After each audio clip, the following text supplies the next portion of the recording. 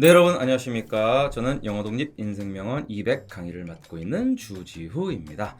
자, 오늘은 여러분께서 자주 헷갈려 하시는 그런 주제를 하나 준비했어요. 바로 동명사와 현재 분사는 도대체 무엇인가? 자, 오늘 명쾌하게 설명드리도록 하겠습니다. 자, 먼저 ing라는 이 형태가 되게 중요합니다. 왜냐하면 동명사라는 이 녀석과 현재 분사라는 녀석은 겉으로만 봐서는 사실 구분을 할 수가 없어요. 둘 다 동사 원형 뒤에다가 ing를 붙인 형태로 똑같습니다. 자, 지금 이제 화면에 나와 있는 걸 좀 보시면요. 자, 동명사라고 나와 있는 이 예시 있죠? 이렇게 나와 있어요. keep은 뭐뭐를 유지하다예요. 그렇죠? 근데 뒤에 going이라고 나와 있습니다. 자, go는 가다예요. 그러면은 go에다가 ing를 붙이면 이게 어떻게 변하냐면 동명사라는 말 자체가 동사를 명사화 시켰다는 얘기거든요. 그래서 가다가 어떻게 변해야 명사화 되는 걸까요? 우리말로는 가는 것 이렇게 바꿔야 명사화가 돼요. 바로 우리말에서 그 기나 는 것이라는 역할을 하는 게 ing라고 보시면 됩니다. 그래서 영어로 going이라고 하시면은 바로 가는 것, 가기가 되는 거죠. 그래서 keep going이란 말은 사실 그대로 번역을 하면은 가는 것, 가기를 계속하다가 됩니다. 그래서 계속 가다. 보통 이런 식으로 번역을 하곤 하죠.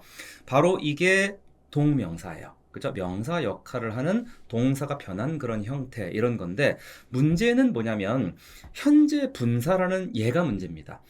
일단 분사라는 말 자체는요. 저번에 제가 다른 영상에서 말씀을 드렸는데 분은 나눌 분자고요. 사는 말씀 사자예요. 그래서 go라는 동사에다가 ing를 붙여서 이거를 약간 형용사처럼 쓸 수 없을까? 이런 이제 생각을 해서 원어민들이 만들어낸 건데 그러면 가다를 어떻게 바꿔야 형용사처럼 바뀌는 거죠? 가는으로 바뀌면 되는 거예요. 가는. 그렇죠? 또는 뭐 가는 중인 이런 식으로 그래야 가는 길이나 가는 중인 자동차 이런 식으로 명사를 꾸밀 수가 있죠. 그게 바로 형용사 아닙니까? 자, 그래서 이 going을 이렇게 분사로 만들었는데 과거 분사를 제가 설명드릴 때 말씀드렸지만 보통 ed가 붙은 그런 분사들이 있어요. 그런 애들은 그 동사의 과거형과 생긴 게 똑같아서 그냥 그럼 분사인데 앞에 과거 붙여서 과거 분사라고 이름을 짓자 이렇게 엄청난 참사가 벌어졌다고 저번에 설명을 드렸거든요. 그래서 과거 분사라는 용어를 지금도 우리가 쓰고 있는데 현재 분사는 더 끔찍해요. 왜냐하면 그때 용어를 정할 때 과거 분사 말고 분사가 하나 더 있어. 그럼 얘를 뭐라고 하지? 그러다가 별 다른 논리 없이 그냥 과거가 아니니까 현재 분사라고 이름을 지어버렸습니다. 그래서 실제로 영어로도 이거를 present participle이라고 불러요. 저는 보통 이거를 과거 분사를 보통 수동 완료 분사라고 부르고 저는 현재 분사를 능동 진행 분사라고 부릅니다. 이렇게 말씀드리면 한 번에 많이 해결이 된다고 많은 분들께서 그러시더라고요. 그래서 현재 분사는 어쨌든 형용사적인 역할을 하니까 비동사 뒤에 형용사를 넣으면은 이 앞에 나오는 주어의 상태 같은 걸 나타낼 수가 있죠. 예를 들면은 I am smart 이런 게 전형적이에요. 나는 똑똑하다. 난 똑똑한 존재다라든가 I am sad. 나는 슬프다. 슬픈 상태다. 이렇게. 근데 그러면 you are going 그럼 어떻습니까? going은 가고 있는 그렇죠? 그럼 you are going이니까 당신은 가고 있는 상태다. 즉, 당신은 가고 있다. 가는 중이다. 이런 말이 됩니다. 그래서 보통 이거를 우리가 뭐라고 부릅니까? 현재 진행되고 있는 상태를 나타낸다. 그래서 현재 진행형이라고 부르죠. 바로 이게 현재 분사가 하는 그런 역할입니다. 자, 사실은 이 ing로 형태가 똑같은 게 좀 유감이긴 해요. 왜냐하면 예전 영어에서는 형태가 달랐어요. 하나는 UNG였고 하나는 ING였어요. 그래서 사실 독일어랑 영어가 사실은 서로 형제 언어입니다. 독일어랑 같은 언어에서 빠져나온 게 이제 영어인데 독일어는 지금도 명사 같은 거를 만들 때 뒤에 UNG를 많이 써요. 그래서 뭐 자이퉁 이런 식으로 뭐 제퉁 이렇게 웅으로 끝나는 건 대부분 명사구나 이렇게 인지를 하는데 영어는 이게 아마 17세기 정도에 영국에서 이게 두 형태가 ING랑 UNG가 하나로 통합돼 버리면서 그 뒤에 여기에 원어민들도 도대체 왜 이렇게 되는지 모르고 자기들도 그냥 그렇게 쓰게 돼가지고 이렇게 좀 우리가 고생을 거꾸로 하고 있는 예, 그런 상황입니다. 여러분께서 많이 이해해 주셔야 되고요. 동명사 역할을 하는 거 다시 한번 볼까요?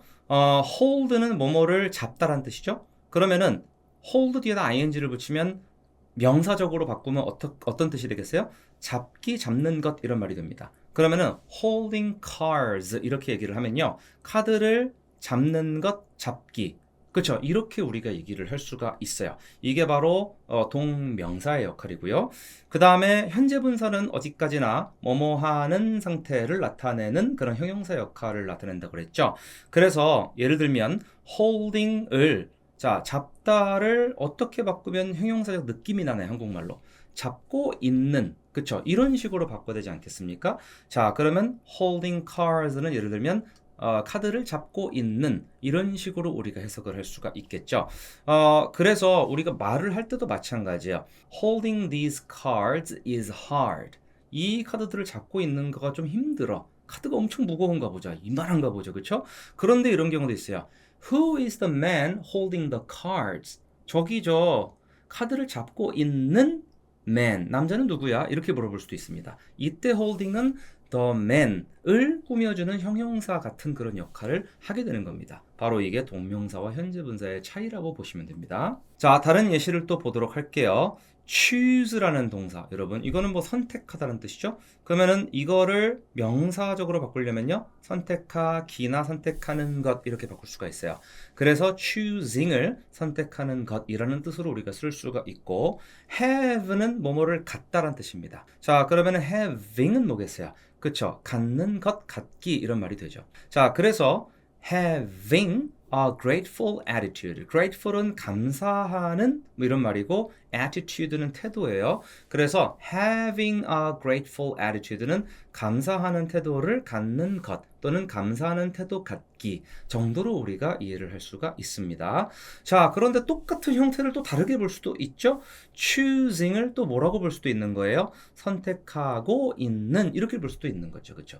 그래서 예를 들면 Hey, what are you doing now? 너 지금 뭐 하고 있어? 그랬는데 이 친구가 I am choosing 뭐뭐뭐 이렇게 얘기를 하면은 나 지금 뭔가를 선택하고 있는 중이야, 이렇게 얘기를 할 수도 있고, 그 다음에 뭐 Hey, who is the woman choosing the menu? 이렇게 얘기를 하면은 저기 메뉴에서 뭔가 선택하고 있는 여자분은 누구시지? 이렇게 형용사처럼 쓸 수도 있게 되는 겁니다. 마찬가지로요, having a grateful attitude랑 똑같은 형태여도 이거를 가지고 감사하는 태도를 갖는 것이 아니라 감사하는 태도를 갖는, 이렇게 번역을 할 여지도 있는 거죠. 자, 그래서 동명사와 현재 분사는 형태는 같지만 그 의미가 다르고 각각의 의미에 따라서 그 명칭이 붙었다라고 이해를 하시면 되겠습니다.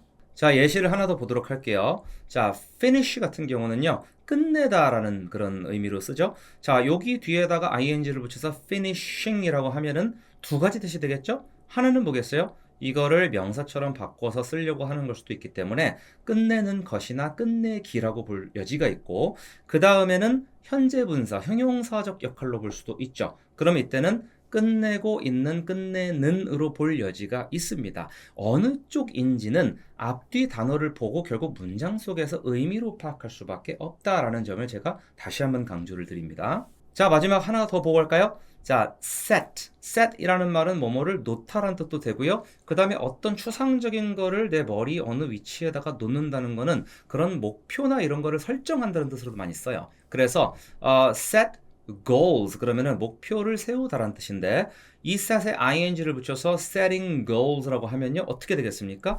목표를 첫 번째 세우는 것이라고 이 set이라는 동사를 명사처럼 바꾸어 써서 동명사로 쓴 걸 수도 있죠. So setting goals is important. 이러면은 목표를 세우는 건 중요하다. 이때는 동사, 동명사로 쓴 거죠. setting goals, 이렇게 목표를 세우는 것, 동명사로 쓴 게 되고요.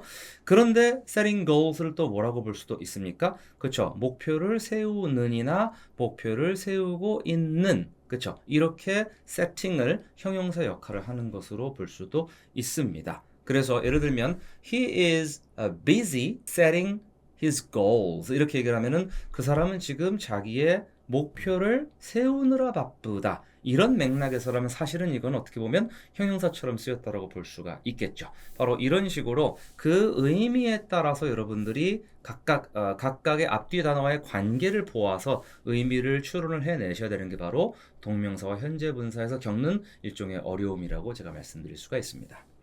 자, 이렇게 해서 오늘은 동명사 그리고 현재 분사를 말씀을 드렸어요. 일단 동명사는 동사의 형태를 바꿔서 명사화시켜서 명사처럼 쓰는 것이고요.